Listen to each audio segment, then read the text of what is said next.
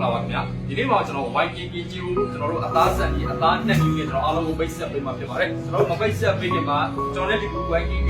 ကြီးကိုမှာကျွန်တော်တို့ဘာယူဘယ်လိုပုံပြထားရဲဆိုတာသိပါအောင်ကျွန်တော်ဒီချက်တော့လိုက်ကြည့်အောင်ပေါ့နော် let's go ဒီဥမှာကကျွန်တော်အဓိကပါဝင် PC တွေပေါ့နော်အဓိကပါဝင် PC တွေကကျွန်တော်တို့ငတ်ဖဲပါမယ်ကျွန်တော်ကြက်သားပါမယ်ဝက်သားပါမယ်ကျွန်တော်ဒီနေရာမှာအသုံးပြုတာကတော့ကျွန်တော်တို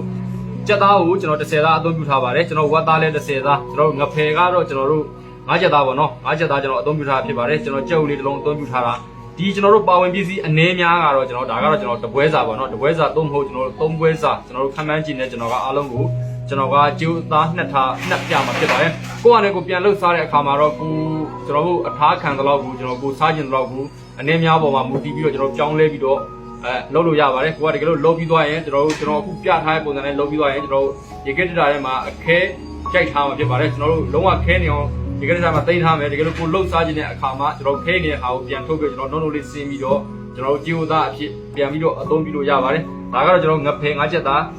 းကြက်သား10သားကျွန်တော်ဝက်သား10သားကျွန်တော်ဒီနေရာမှာကျွန်တော်ဝက်သားဟိုမှာအသားတန်မှုပဲကျွန်တော်ဒီလိုအစီလေးတွေပါတာပေါ့နော်ပေါင်သားဂုတ်သားကျွန်တော်တို့နော်ပေါင်သားဂုတ်သားမှာပါတယ်ကျွန်တော်တို့အစီလေးတွေပါတဲ့နေရာကိုရွေးပြီးတော့အသုံးပြုရမှာဖြစ်ပါတယ်အစီလေးတွေကိုရွေးပြီးအသုံးပြုရတဲ့အကြောင်းအရာကတော့ကျွန်တော်တို့ဒီအစီပါမသာလည်းကျွန်တော်တို့ပိုစီးပြီးတော့ပိုစားကောင်းမှာဖြစ်ပါတယ်ဒါကတော့ကျွန်တော်ကြက်ဥလေးတစ်လုံးအသုံးပြုထားတယ်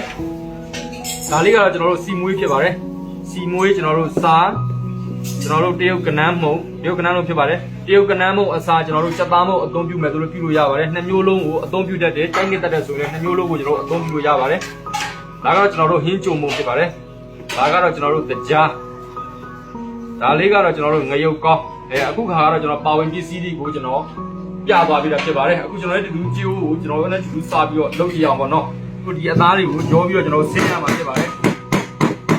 ပေါင်းပြီးတော့ကျွန်တော်တို့နှုတ်ဆင်းရမှာဖြစ်ပါတယ်ကျွန်တော်တို့ကြက်သားဝက်သားကိုကျွန်တော်တို့ပေါင်းပြီးတော့ကျွန်တော်ဆင်းပြီးသွားပြီဆိုရင်ကျွန်တော်တို့ဒီသူကတော့ဝက်သားမှာအစီလေးပါတဲ့အတွက်ကျွန်တော်တို့ဆက်ထဲမှာကျွန်တော်တို့ဒီတိုင်းထည့်ချိန်လို့ကျွန်တော်မညက်ဘူးပေါ့နော်အဲ့မညက်တဲ့အတွက်ကျွန်တော်တို့ဒီကောင်ကိုဓာတ်နဲ့အရင်ဆင်းပေးရတာဖြစ်ပါတယ်ဓာတ်နဲ့အရင်ဆင်းပြီးသွားပြီခုလိုညက်သွားပြီဆိုရင်ကျွန်တော်ဗရန်နာထဲမှာကျွန်တော်တို့ထည့်ချိန်ရမှာဖြစ်ပါတယ်ဒါထဲမှာကျွန်တော်ထည့်ချိန်မယ်ကျွန်တော်ငဖယ်ပါထည့်မယ်ကျွန်တော်တို့လုံးဝညက်နေအောင်ဆက်ထဲမှာထည့်ချိန်မယ်ပစ္စည်းတွေအားလုံးကြိတ်သွားပြီဆိုရင်ကျွန်တော်ကြည့်ဦးကျွန်တော်တို့အစာပေါ့ကျွန်တော်တော့အရသာကျွန်တော်နှက်ပေးရမှာဖြစ်ပါတယ်ဒီကောင်နှက်ပေးပြီးကျွန်တော်တို့ဒီကက်တစ်တာထဲမှာပူတက်နဲ့ကျွန်တော်လေလုံးနဲ့ပူနဲ့အခဲရိုက်ပြီးတော့တိတ်ထားပေးရမှာဖြစ်ပါတယ်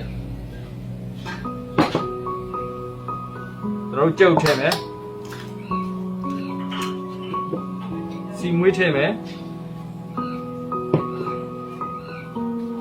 ကျွန်တော်ငရုတ်ကောင်းထည့်မယ်ဒါလေးကကျွန်တော်ကနန်းမုံထည့်မယ်ဒီနေရာမှာကနန်းမုံအစားကျွန်တော်တို့ကြက်သားမုံကိုအသုံးပြုလဲရပါတယ်ကနန်းမုံကျွန်တော်တို့ထမင်းစားစုံနဲ့တစုံကြော်ထည့်မယ်ကျွန်တော်တကြားထည့်မယ်တကြားကိုလည်းကျွန်တော်တို့ထမင်းစားစုံနဲ့ကျွန်တော်တို့လက်ဖက်စားစုံနဲ့တစုံကြော်ထည့်မယ်အင်းကြုံမုံထည့်မယ်အင်းကြုံမုံကိုတော့ကျွန်တော်တို့လက်ဖက်စားစုံနဲ့ကျွန်တော်တို့တစုံလောက်ပဲအသုံးပြုမယ်ကျွန်တော်တို့စားလေးထည့်မယ်စားလေးကိုကျွန်တော်တို့ဇုံးဝက်လောက်ပဲအသုံးပြုမယ်ကျွန်တော်တို့လက်ဖက်စားစုံလေးနဲ့စားကိုဇုံးဝက်လောက်ပဲအသုံးပြုမယ်ပြီးသွားရင်ကျွန်တော်တို့အရသာနယ်မယ်နှက်မယ်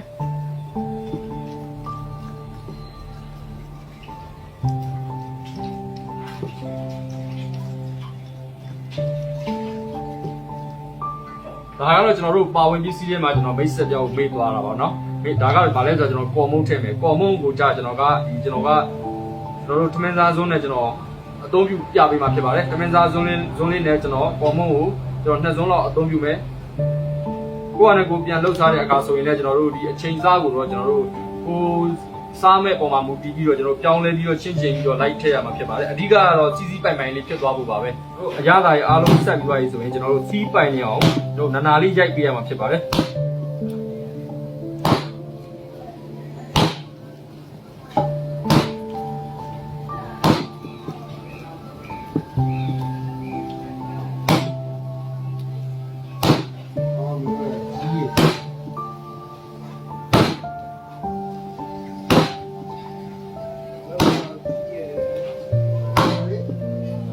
်ကျွန်တော်တို့အခုလိုနာလေးရိုက်ပြီးမှလာကျွန်တော်တို့ပိုစီးပြီးတော့ကြေးဦးသားကပိုစားကောင်းတာပေါ့နော်ကျွန်တော်ကြေးဦးလာတဲ့အခါမှာကျွန်တော်တို့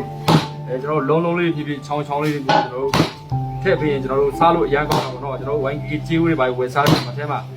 ကျေဝအသားတိတန့်ဆိုတဲ့ကျေဝအသားပေါ့နော်လောက်ကြလာဖြစ်ပါတယ်တို့နာနာလေးလာကျွန်တော်ရိုက်ပေးပါ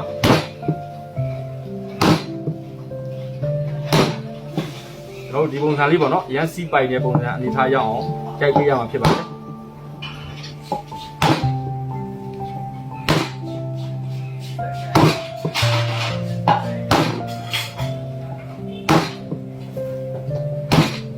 အားလုံးပဲကျွန်တော်တို့ဒီအနေထားဆိုကျွန်တော်ရပါပြီရပါပြီဆိုတော့ကျွန်တော်တို့ဘူးတနန်လေးမှာထည့်အပုံးလေးပိတ်ပြီးတော့ကျွန်တော်ရေခဲတက်တာထဲမှာကျွန်တော်တို့ထည့်သိမ်းထားရမှာဖြစ်ပါတယ်ကျွန်တော်တို့ရေခဲတက်တာမှာမကုန်မချင်းကျွန်တော်တို့ဒီကောင်ကအသုံးပြုရပါတယ်ကြေးဦးပြန်ဆက်စားတော့မယ်ဆိုရင်ဒီကောင်တပွဲစားလေးကိုကျွန်တော်တို့